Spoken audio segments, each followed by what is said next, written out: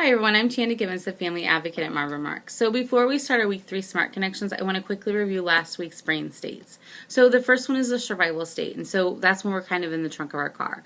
We're seeking out some safety. We may be hiding, fighting, have some physical reactions to things around us. The second one is the emotional state, or being in the back seat. And we're looking for that connection. We're seeking out that connection and that attention. So you may be experiencing some back talk, sass, yelling, or some kind of verbal reactions. The third is the executive state, or being in the front seat. And so really when we're in the front seat of our car, we're able to problem solve. We have unlimited skills, unlimited wisdom. We're really able to accomplish everything we've set out to do. So now that we've talked about the brain states and kind of reviewed those, let's talk about connections and why connections are so important. So every day we connect in various ways with everybody around us. We connect with people in meaningful ways, and it helps build connections within the brain. So our program fosters greetings in many ways, from morning greetings, afternoon goodbyes, to I love you rituals. Some of our favorite ways of connecting the classroom and home base is by doing some of those things.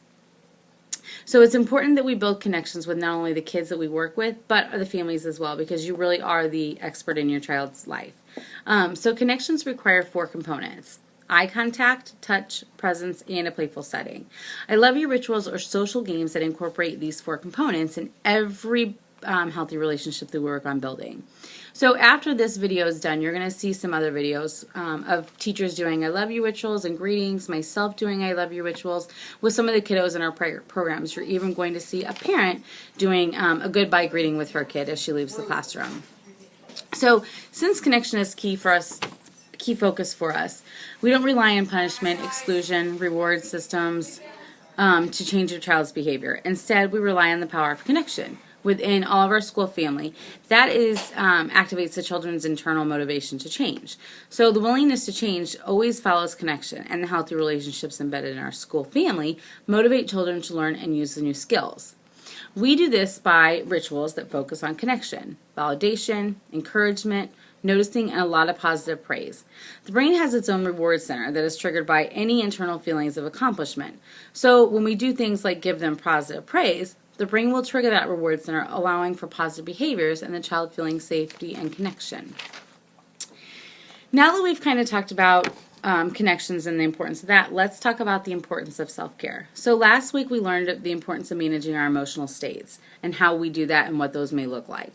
Now we're going to spend some time focusing on ourselves, specifically on how we can regulate our own emotions to stay in the front seat of our brain. There are many things that we can do to regulate our own emotions. Whether you know it or not, you really do these things every single day. Some of you may take deep breaths. Some of you may even give yourself a minute to calm down by walking away when you start to feel overwhelmed or tense or stressed out. These are all quick, simple ways to help us relax.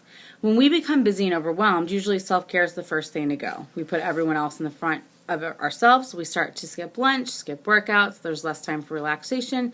The list can really go on and on. Self-care actually helps you make changes for a few reasons. So self-care prevents overload or burnout. We've all been there. You push yourself to the point that you can't take any more, so you just give up.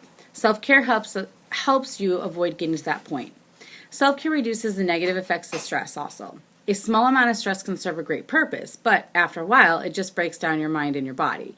Taking care of yourself means keeping your stress from taking over so you can really function at full capacity. Self-care also helps you refocus.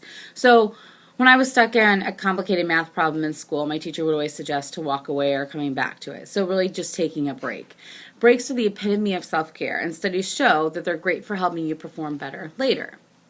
Hopefully everyone has a better understanding of the importance of self-care and connections.